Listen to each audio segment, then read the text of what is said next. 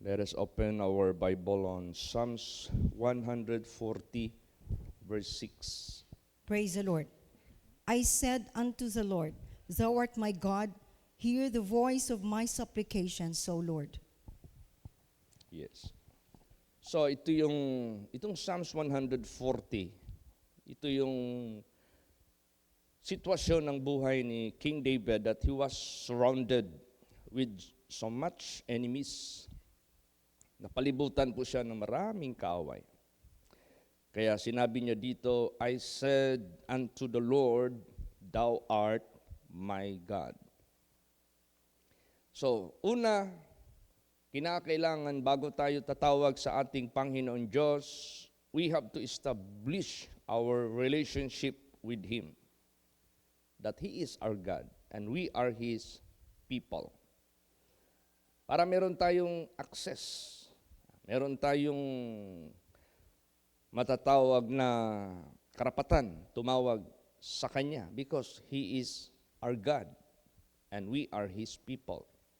Hear the voice of my supplications, O Lord. Pakinggan mo ang mga hinaing, ang aking mga hinaing, O Panginoon. So, pasalamat tayo sa ating Panginoong Diyos na ang Diyos mismo nag-establish ng way na ang tao, tayo, nandito sa lupa, na bagamat napakalayo ng langit, bagamat napakalayo ang kinaroroonan ng Diyos, pero siya yung nag-establish sa atin na we can still call upon Him and He can hear us and He can stretch His hand to us. No? Kaya niya pa rin abutin ang kanyang kamay para tumulong sa atin.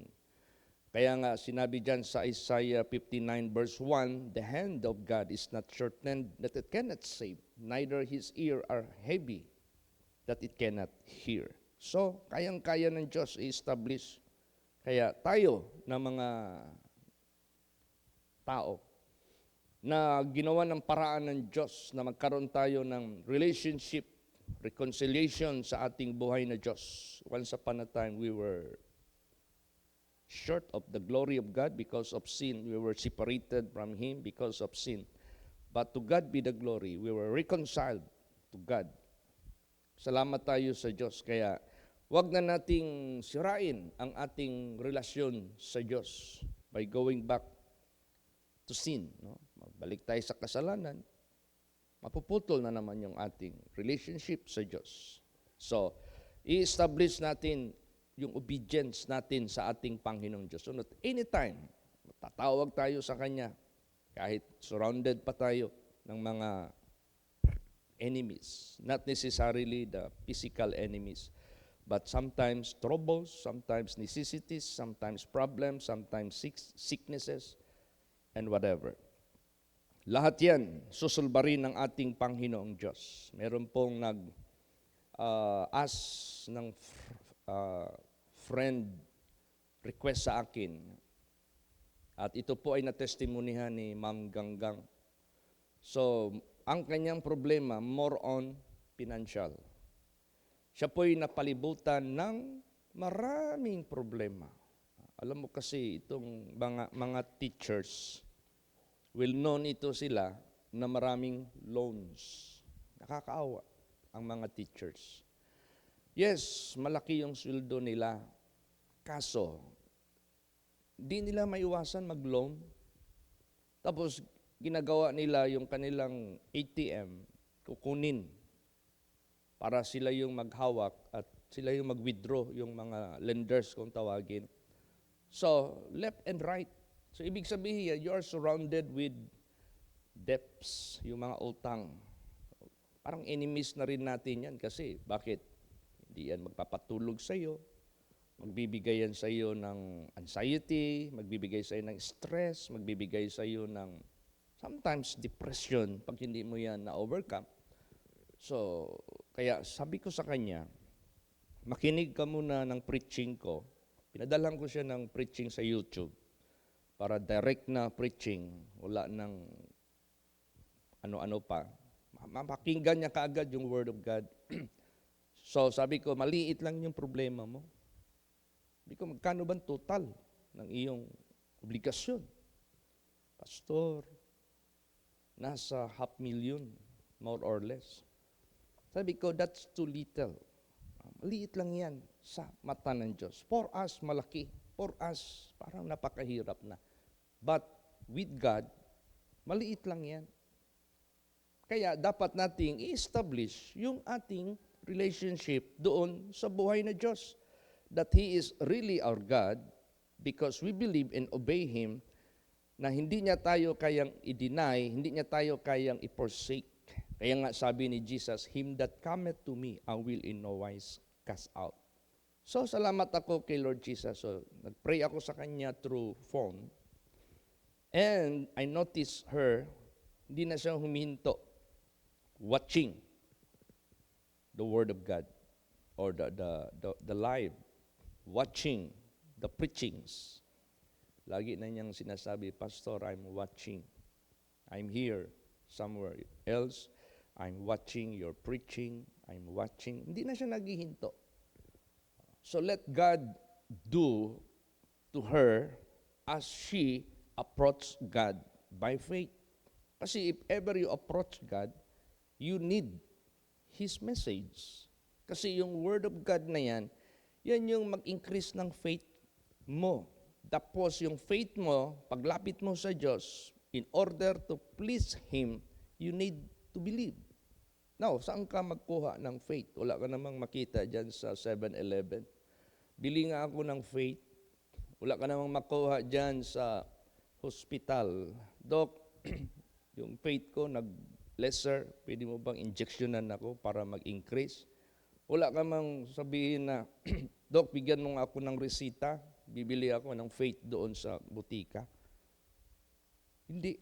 Ang faith, mag-increase yan, hearing and hearing the Word of God. Praise the Lord. So for me, na nag-cater sa kanyang request, na malutas yung problema niya, I'm so happy dahil nakikinig siya sa Word of God. And I know that the Word of God will cause her to increase in faith to God. Now, pag mag-increase yung faith mo dyan sa ating Panginoong Diyos, God will be well pleased. Mapiplease yung Diyos. So, if you please God, whom you approach for the solution of your problem, malaki ang percentage, tulungan ka niya. Para bang anak, bago maghingi sa mga magulang ng favor, di ba, tinitingnan nila yung muka ng parents nila, kung galit ba sa kanila. Kailangan nun maghingi ka ng favor, panahon na galit ang parents sa'yo. So, kailangan mo muna siyang i-please. Paano mo ma-please yung parents mo? Huwag kang maglayas-layas dyan sa bahay. Tumulong ka. Magwalis ka, maghugas ka ng plato, magligpit ka sa sala. Kung maaari, isali mo yung kwarto ng parents mo, walisan mo, linisin mo, labhan mo yung mga kortina kung babae ka. So, pag nakita ng parents mo yan, masaya yung parents mo, na-please mo yung parents mo. So, pag mag-approach ka sa kanila for favor, hindi na yung makatanggi. Kasi nakuha mo yung loob eh. Praise the Lord. So, ganon din ang ating Panginoong Diyos. Hindi na kailangan na anong gawin natin sa Kanya para ma-please siya. Yung faith natin sa Diyos. Yun, madadama ng Diyos yun. Faith. Pag magkaroon ka ng faith sa Diyos, 100% guaranteed by God, not by man, victory ang maangkin mo from all your problems or from your enemies, lahat ng enemies mo. Kaya ito si David, he was surrounded with so much enemies. Wala na siyang ibang naisip na magkaroon ng lutas, kundi yung i-establish niya muna yung relationship niya sa Diyos. Then, tsaka siya humingi ng favor through supplication. Kasi alam ni David, according to the knowledge of the Word of God, nung una pa ang mga tao, lumalapit na sa Diyos. Through prayer for help. Basahin natin. Psalm 65 verse 2. Praise the Lord. O thou that hearest prayer, unto thee shall all flesh come. Yes. O thou that hearest prayer, unto thee shall all flesh come. So meaning to say, God can cater all population of the world if ever they come and ask for help. Kaya niya, kaya niyang i-accommodate ang lahat ng population sa sanglibotang ito. God is unlimited. Don't be hesitant to approach God. He is always able and always capable to do deliverance sa buhay mo. Amen? Praise the Lord. So kaya yung pagpakinig sa banal na salita ng Diyos, your faith will be increasing. So, mapi-please mo ang ating Panginoong Diyos. If ever you ask something for help, alam mo na na-please yung Diyos, ay kikilos yung kapangyarihan ng Diyos. Tapos, pag tayo ay naniwala sa ating Panginoong Diyos, it must be always accompanied with our utterance. Huwag kang magsalita ng negatibo. If you believe God and trust God that He will help you and solve your problem, utter words that indicates you believe God. Praise the Lord.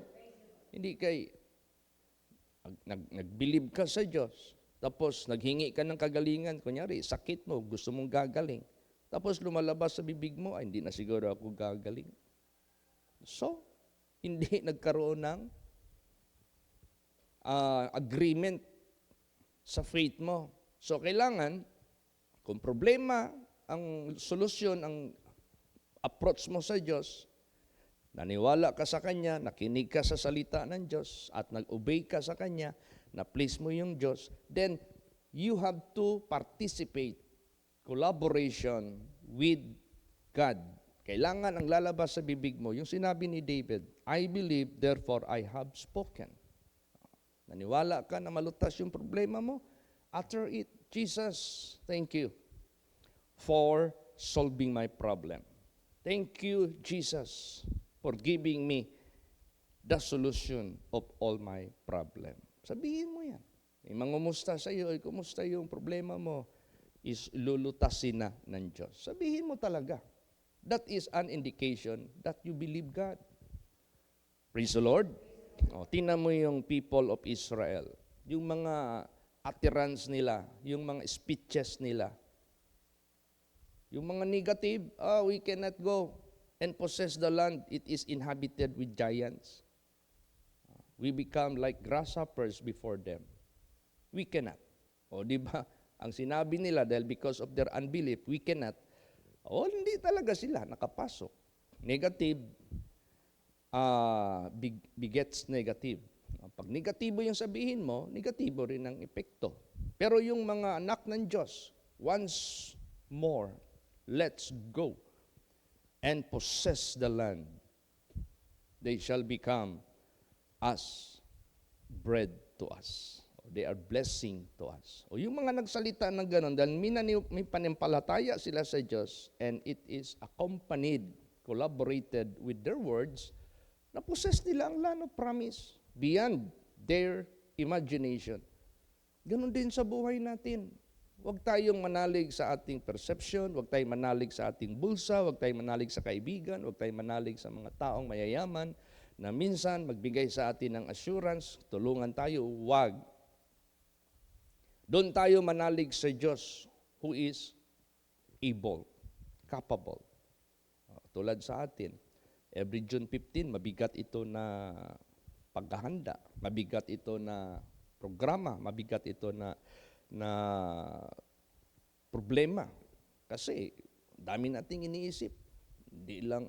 Hindi lang yung pag-welcome sa kanila dito. Paano natin sila patulugin? Hindi lang patulugin. Siyempre, magugutom yan. Paano natin sila papakainin? Yung mga programs na dapat mahatid sa kanila. Yung programa ng ating Panginoong Diyos para ma-please natin ang ating Panginoong Kristo. So we need to approach God for all these things. Kailangan natin. Lahat yan. Bigyan niya ni Lord Jesus Christ ng solusyon, katagumpayan, good outcome. Kaya sa buhay natin, we must be filled with the Spirit of God. Kasi bakit tayo kailangan magpakapuno sa Espiritu ng Diyos? So that we have the same frequency to Him. We approach God, you must obtain His Spirit. So that you have the same direction, you have the same frequency. Hindi ka i-deny ng Diyos yan. Bakit? Because you will be asking according to His will. You will never be asking against His will. Kasi you possess the Spirit of God. The Spirit of God will guide you what to utter. Praise the Lord. Basahin natin. Romans 8:26. Praise the Lord. Likewise, the Spirit also helpeth our infirmities, for we know not what we should pray for as we ought, but the Spirit itself maketh intercession for us with groanings which cannot be uttered. Yes. Minsan mag-pray ako ng mga masakitin, may mga problema. Gag-guide lang ako ng Diyos sa Spirit niya. Lung lalabas sa bibig ko, matutupad. Because it was guided by the Spirit of God. You are not uttering out of your own. Tinan mo. Meron akong kaibigan dyan na Mr. Datuin. Pagbisita ko sa kanya, kasi nagakuha ako ng alkaline dyan.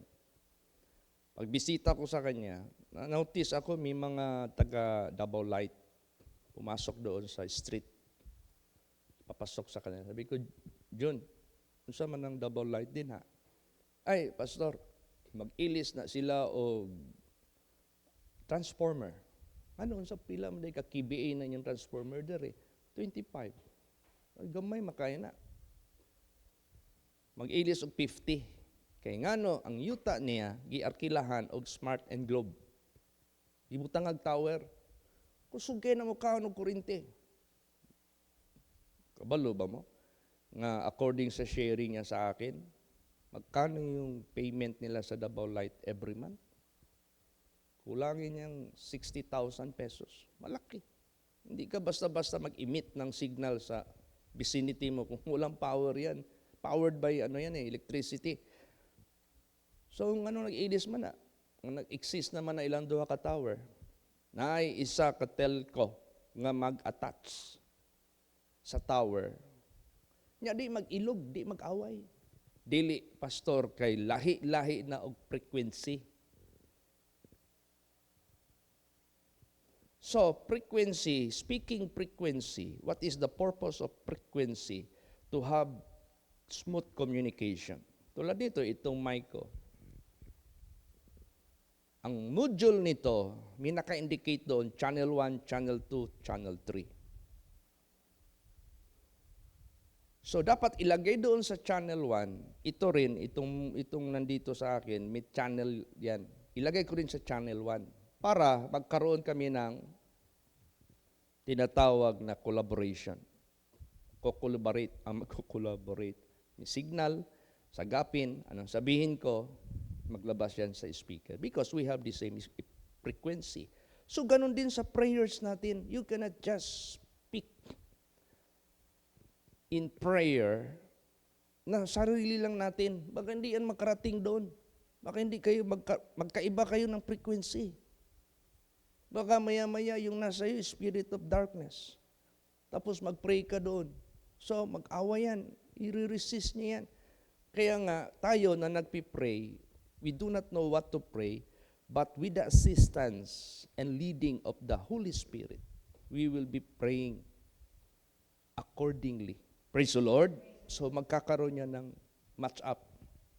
Sigurado yan. So, importante masyado yung access natin sa ating Panginoong Diyos. Napaka-importante. Alam mo, ang pagliligtas nandyan sa kamay ng Diyos. Kahit ano pang mangyari. Si David, si Joshua, these are the personalities of the Bible full of battles in their days, in their years, in their lives. Puno yan ng battle. But there is none of the arrows, of the bow, of the sword hurt them because God was their salvation. Or was their salvation? Was their protection? Basahin natin. Psalms 140 verse 7. Praise the Lord. O God, the Lord, the strength of my salvation, thou hast covered my head in the day of battle. Yeah. Thou art the strength of my salvation. Thou hast covered my head in the day of battle. Grabe, yung protection ng Diyos.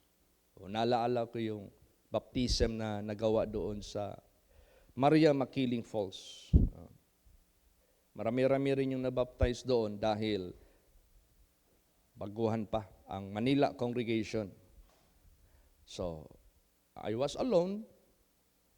Then, na nagbaptize, ilang heads yun, more than 10, maybe 14. Nandito sa akin yung falls, waterfalls ng Maria Makiling Falls. Nakikita ko sila after baptism, pupunta kagad doon sa mga bato na malalaki, pumapatong, tapos nagayugpos dahil sa lamig. But to God be the glory, He controlled the temperature of my body. Never ako ng lamig, never nagtayo yung mga balahibo ko, never nag-complain yung katawan ko na sobrang lamig. Ako yung nakababad all the way, all the time sa baptism. Hanggang matapos. Yung pala, kasi yung Maria Makiling Falls, that is noted sa history ng Philippines, that is enchanted place. Marami ng taong nawawala dyan. So, nakita sa pangitain, yung mga angels galing sa langit, nag-form sila ng cylinder from heaven to the ground, tapos pinasok kami doon lahat sa cylinder na yan for our protection. That is why, natapos yung baptism, ang ganda ng aming uwi at ang arrival. So, He is our salvation from heaven. Praise the Lord. Yung mga unseen enemies and to be, yung mga visible, mga tao na pwede mag-harm sa atin, He can protect us. Kaya yung mga anak ng Diyos dito, tingnan mo naman. Joshua, grabe yung battle niya. They reached the age of old age. David, 110. Joshua, 115. Wala talagang naka-harm sa kanila. Kaya sa buhay natin, we need the Spirit of God to be kept within us. Para every time mag-pray tayo, we have the so-called yung right karapatan ba na magtawag sa Kanya, Abba, Father. Basahin natin yan.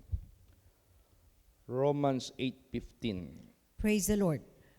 For ye have not received the spirit of bondage again to fear, but ye have received the spirit of adoption, whereby we cry, Abba, Father. Yes. Di tayo nakatanggap ng Espiritu sa pagkabinihag upang tayo'y matakot. Subalit, natanggap natin ang spirit of adoption. See, God adopted us. As many as received Him, to them gave He power to become His children. Adoption. Praise the Lord.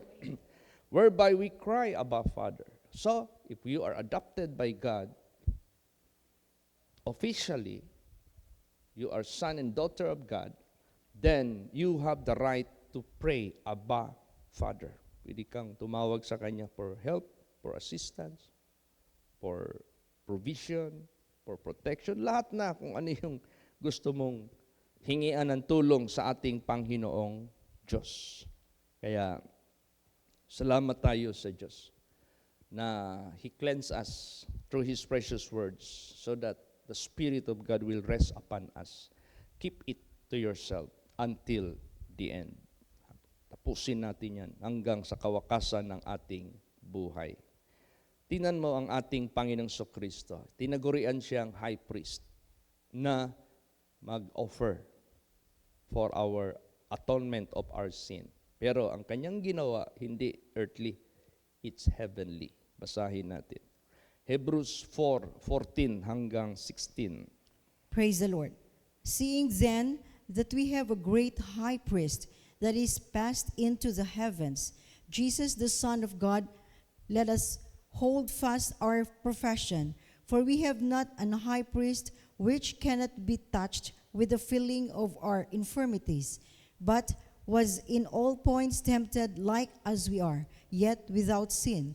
Let us therefore come boldly unto the throne of grace, that we may obtain mercy and find grace to help in time of need. O di ba ang sarap talaga yung humingi ka ng tulong sa tao na nakaranas sa karanasan mo. He can relate your problem.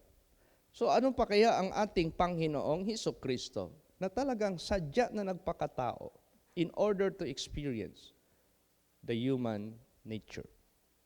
So that if ever we call upon Him in our status and situation sa sanglibotang ito as human being, He can immediately understand us.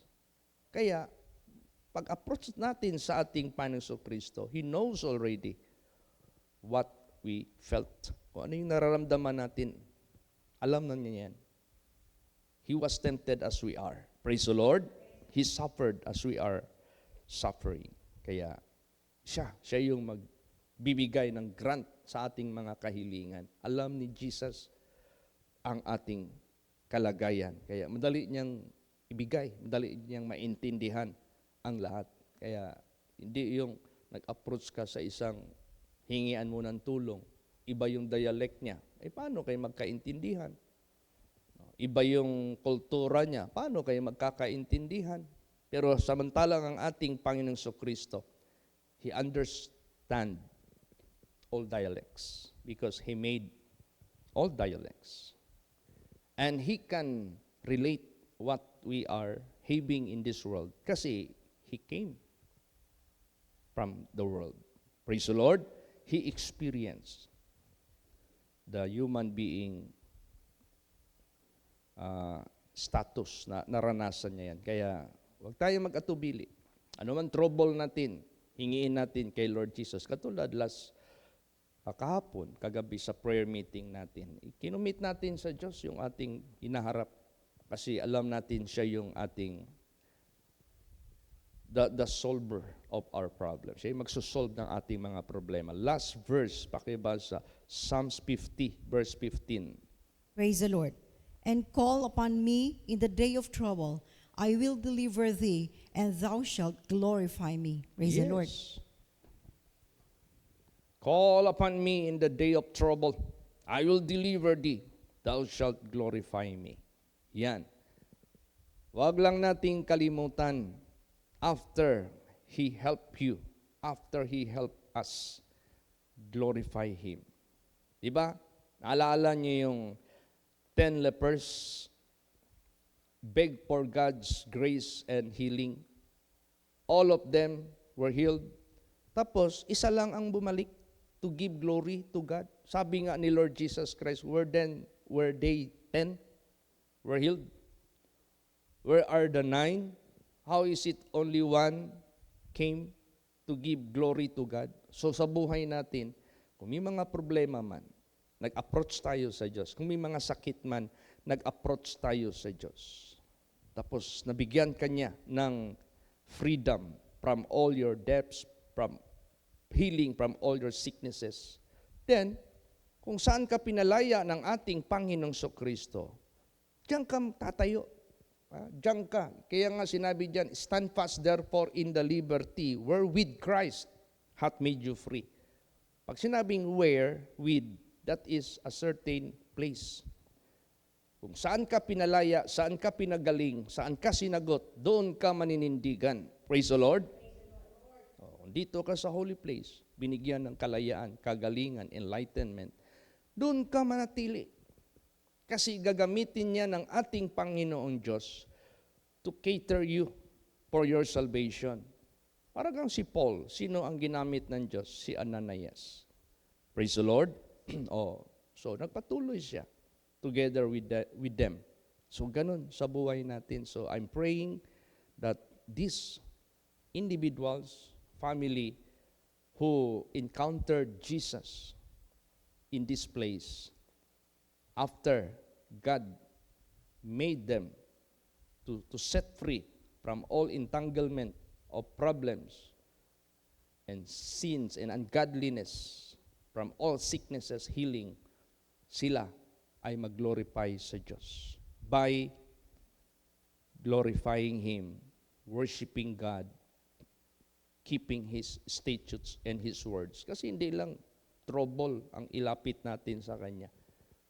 Bali, dahilan lang yan na makilala mo ang Diyos. But, beyond that, meron pang gustong ang Diyos ipaintindi sa atin, the eternal benefits. God calls us for temporal solution para mag-approach tayo sa Kanya, and He will declare you much better than that, the eternal benefits. Praise the Lord. Eh kung hihinto ka, doon ka lang sa temporal.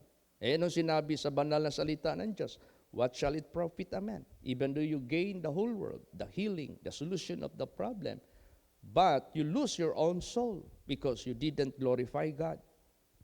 Useless din. If in this life only we have hope in Christ, we are of all men most miserable.